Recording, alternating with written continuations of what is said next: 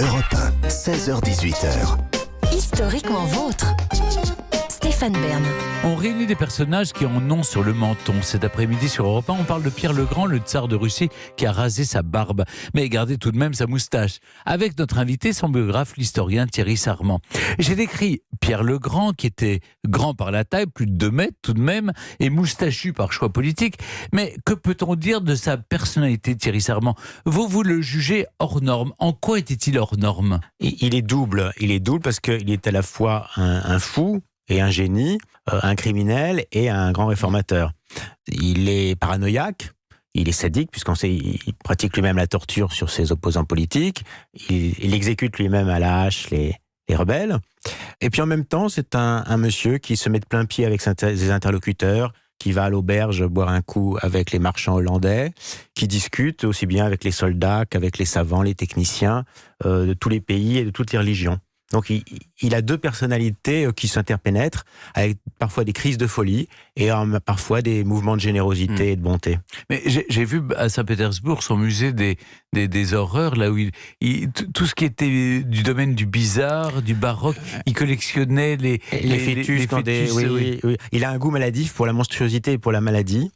Donc il aime opérer lui-même, d'ailleurs sur ses courtisans il arrache les dents lui-même, et puis il fait venir des monstres à sa cour, des géants ou des nains, et puis il collectionne aussi les spécimens d'enfants à 2 têtes, tout ça est gardé d'ailleurs religieusement en Russie comme quelque chose de tout à fait respectable. Oui, puisque ça se visite. Je le rappelle, il y a un musée exprès.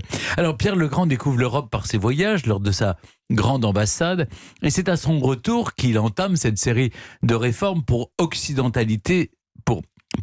Et c'est à son retour qu'il entame une série de réformes pour occidentaliser son empire. Mais au-delà de ça, qu'est-ce qui pousse cet homme, malgré, on l'a dit, une très forte opposition, à rompre avec une tradition implantée depuis des siècles, qui était incarnée par son propre père, revendiquée par son propre fils, et il l'impose envers et contre tous. L'occidentalisation n'est pas une fin, mais un moyen. Le vrai but, c'est la volonté de puissance, c'est l'extension de l'empire, puisqu'il imagine l'Empire russe comme un nouvel empire romain à vocation universelle.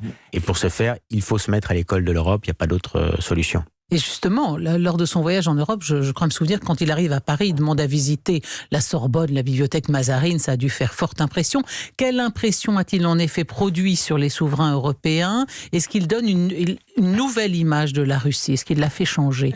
Ça se produit en 2 temps. Lors du premier voyage, celui de 1697, il est encore regardé un peu comme quelqu'un d'un peu bizarre, un peu anormal, même s'il est reçu malgré tout par le roi d'Angleterre ou l'empereur germanique, mais pas par Louis XIV. Et puis 20 ans plus tard, il est à Paris. Entre-temps, il y a eu les grandes victoires sur la Suède, et cette fois-ci, il est pris très au sérieux comme le chef d'une grande puissance européenne. Quel bilan peut-on faire, au fond, du règne de Pierre le Grand ? Ces réformes ont été fortement décriées, mais enfin, les conséquences de ces réformes ont été très positives pour l'Empire. Alors, on peut dire que pour la Russie, Pierre le Grand, c'est à la fois Louis XIV et Napoléon, puisque à l'intérieur, il entame une transformation qui va donner toute la grande culture russe du 19e siècle, du 20e siècle. Et puis à l'extérieur, il ouvre ce qu'on appelle la fenêtre sur l'Europe, en donnant une façade maritime en mer Baltique, en préparant l'expansion vers la mer Noire. Donc, c'est le précurseur de toute l'expansion russe des siècles suivants. Mais qu'est-ce qui va rester de tout ça ? C'est-à-dire au-delà de l'anecdote de la barbe. Après sa mort en 1725, on se remet à se faire pousser la barbe, et puis qu'est-ce qui reste de ces réformes importantes ? Eh bien, les héritiers se disputent, mais l'héritage subsiste. Puisque monte sur le trône son épouse, Catherine, qui d'ailleurs n'est pas russe, mais grâce à l'appui de la garde, parce que tout fonctionne comme un régime militaire, et on va conserver les réformes de Pierre parce qu'elles sont le moyen de conserver la puissance de l'Empire. Pour terminer, Thierry Sarment, vous écrivez que Pierre le Grand incarne le trouble de l'identité russe, à l'heure où la Russie oppose aujourd'hui une opposition forte à l'Occident dans le contexte que l'on connaît. Comment ce souverain qui a amorcé l'occidentalisation de la Russie est-il perçu là-bas encore aujourd'hui ? Parce qu'il y a toujours sa statue à Saint-Pétersbourg, elle n'a pas été déboulonnée. Alors, Vladimir Poutine s'imagine sans doute comme un nouveau Pierre le Grand, mais l'héritage est à double tranchant. Et actuellement, je dirais que le régime dit oui aux conquérants, mais non aux réformateurs. Très bien. Merci beaucoup Thierry Sarment. Je rappelle votre biographie de Pierre le Grand, disponible aux éditions Perrin. Merci à vous. Merci. Europe 1. historiquement vôtre. À suivre, Clémentine Portier-Keltbach nous plonge dans l'intimité de l'histoire et dans celle qu'on appelait Lady Bluebird, ou Madame Barbe Bleue, une tueuse en série dans sa ferme des États-Unis, n'est-ce pas? Oui, la belle et dangereuse Brunhilde Polstatter. Enfin, elle a bien fait de changer de nom oui. en arrivant en Amérique. Donc, elle s'est fait connaître sous le nom de Belle Gunness. Avouez que c'est quand même plus simple. Oui, ah oui. À tout de suite. Europe 1, la France bouge. Par Elisabeth Assayag. Gros plan sur une industrie qui est en train de se réinventer, location, seconde main, production en petit volume. Pour parler de ces solutions autour de l'univers du textile, je reçois la fondatrice de l'entreprise Bâche dans La France Bouge. La France bouge. Alors, à demain, à 13h sur Europe 1. MMA, toujours derrière les pros. Je suis Emmanuel, agent MMA à Aix. J'accompagne Estelle depuis plus de 10 ans dans la protection de son agence immobilière. Visite, expertise, conseils, solutions personnalisées, on parle le même langage. Professionnel, vous aussi trouvez un agent MMA pour vous accompagner dans la durée sur entreprise.mma.fr. Information également en agence.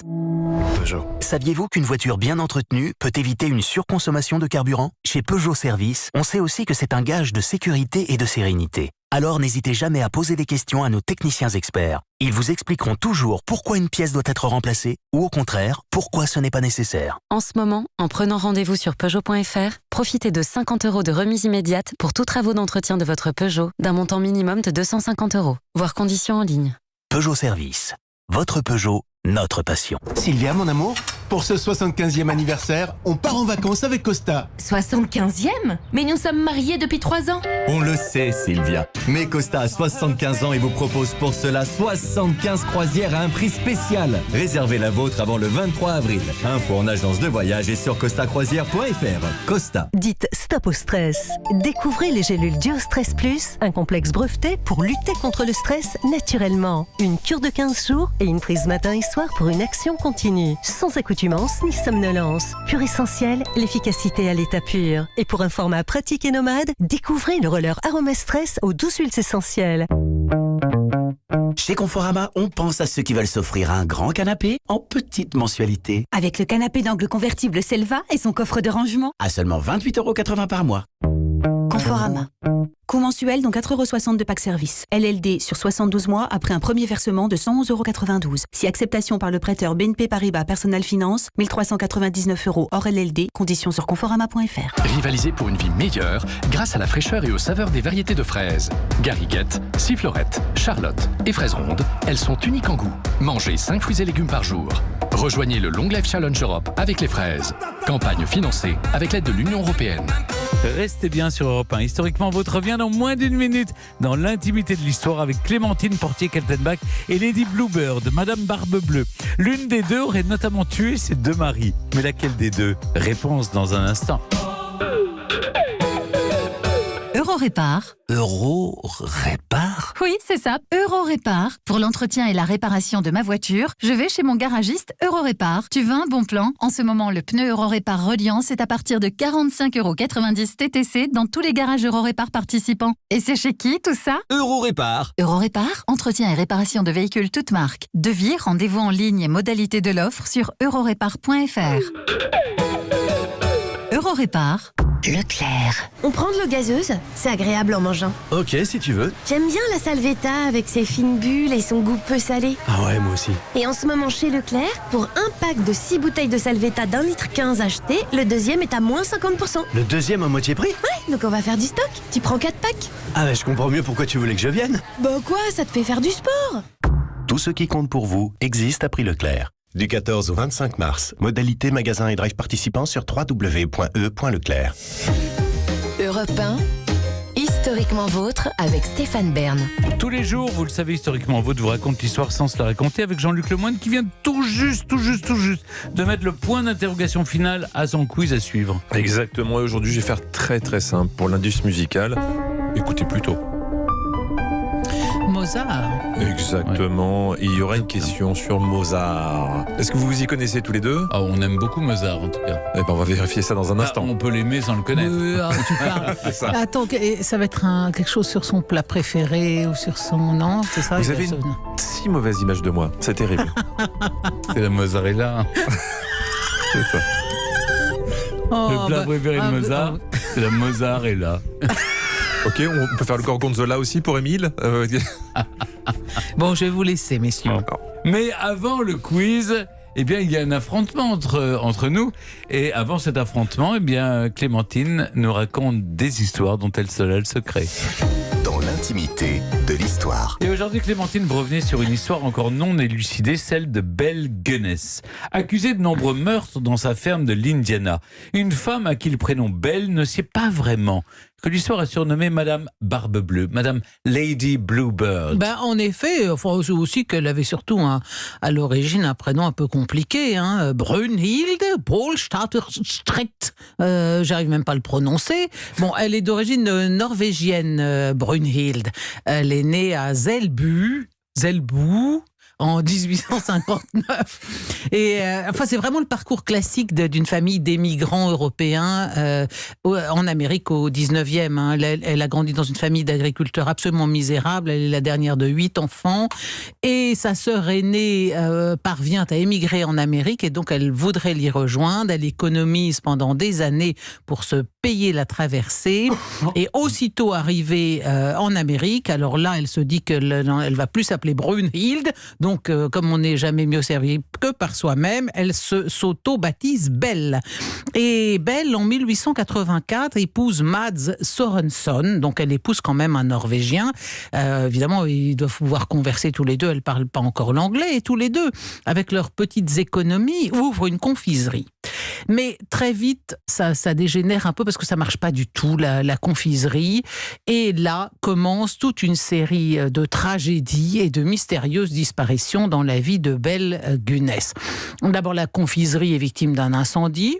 Bon, ça permet de toucher une belle somme de l'assurance et 2 enfants meurent empoisonnés. En 1900, c'est Mads qui est retrouvé mort. Bon, le médecin déclare qu'il est mort de l'insuffisance cardiaque dont il souffrait depuis longtemps, mais c'est Belle qui se chargeait de lui faire prendre son médicament. Et puis, il avait une importante assurance vie contractée. Oh, comme c'est étrange, peu de temps avant sa mort. Et qui a touché cette belle somme ? Eh bien, c'est Belle, bien sûr, Alors, qu'est-ce qu'elle fait avec cette belle somme ? Elle s'achète une ferme dans l'Indiana et elle se remarie. Elle épouse un veuf, un certain Peter Gunness, qui est père d'une fille de 10 ans. Alors, que croyez-vous qu'il arriva ? Parce qu'elle a quand même une belle ferme, un nouveau mari, une fille adoptive de 10 ans et elle a touché l'assurance. Elle va le tuer. Exactement. Alors d'abord, il y a la fille de Gunness qui trouve la mort mystérieusement. Et puis le père la suit dans la tombe à quelque temps de là. Alors avec beaucoup d'aplomb, Belle déclare aux autorités que son mari s'était bouillanté par accident dans la cuisine alors qu'il cherchait ses pantoufles. Oh, puis alors au passage, fort malencontreusement, il aurait reçu sur la tête un hachoir à viande. Oh, c'est quand même pas de chance. Faut ranger sa cuisine, on ne le dit jamais assez. Mais la mort de son mari rapporte à Belle $3,000 de plus en assurance. On en est quand même, là, c'est à peu près la 3e arnaque à l'assurance avec les morts mystérieuses, la confiserie qui brûle. Bon. Et puis, la fille adoptive, là, donc elle aussi passe l'arme à gauche. La malheureuse, elle est allée raconter à l'école que sa mère avait frappé Gunness avec le hachoir à viande. Alors après, elle a constamment nié. Elle a dit, mais non, j'ai jamais dit ça, j'ai jamais dit ça. Je crois qu'elle était morte. Elle aussi disparaît, oui. Je vous raconte les conditions de sa disparition. C'est parce qu'en fait, la malheureuse, elle a eu la mauvaise idée d'aller dire comment était mort son père et donc elle aussi, elle a disparu. Après le père. Elle est morte après. Alors, mais elle s'en est pas arrêtée là, la Belle, parce qu'elle a mis une annonce dans les journaux parce qu'il lui fallait trouver un 3e mari, vu que là, elle en avait déjà estourbie 2.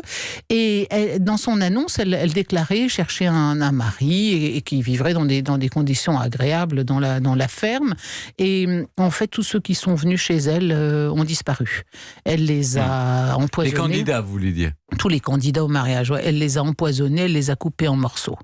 Alors, elle avait un ouvrier agricole qu'elle avait embauché pour l'aider, Ray Lamphere, qui était très amoureux d'elle et qui était tout à fait au courant de ce qu'elle traficotait dans sa ferme. Il était très jaloux des hommes qui venaient la voir. Et elle l'a congédié. Et c'est là que, peu de temps plus tard, la ferme a été réduite en cendres. Alors, est-ce que c'est Lamphere qui a fait ça ? Belle a déclaré que c'était ça, qu'il avait mis feu à la ferme parce qu'il était jaloux. Bon, là, quand même, la police a fini par aller fouiller. Il était temps, quand même. Hein. Et on fait d'énormes fouilles sur la propriété parce que, décidément, il y a quand même beaucoup trop de disparitions autour de Belle. Et là, on a retrouvé les cadavres des enfants de Belle, ceux qu'elle avait empoisonnés. La fameuse fille adoptive Jenny, qui avait trop parlé, et une quantité de corps masculins, qui étaient sans doute tous les prétendants venus à la ferme dans l'espoir de faire un riche mariage d'amour avec Belle Gunness. Et puis on retrouve aussi un corps de femme sans tête, portant des vêtements qui appartenaient à Belle.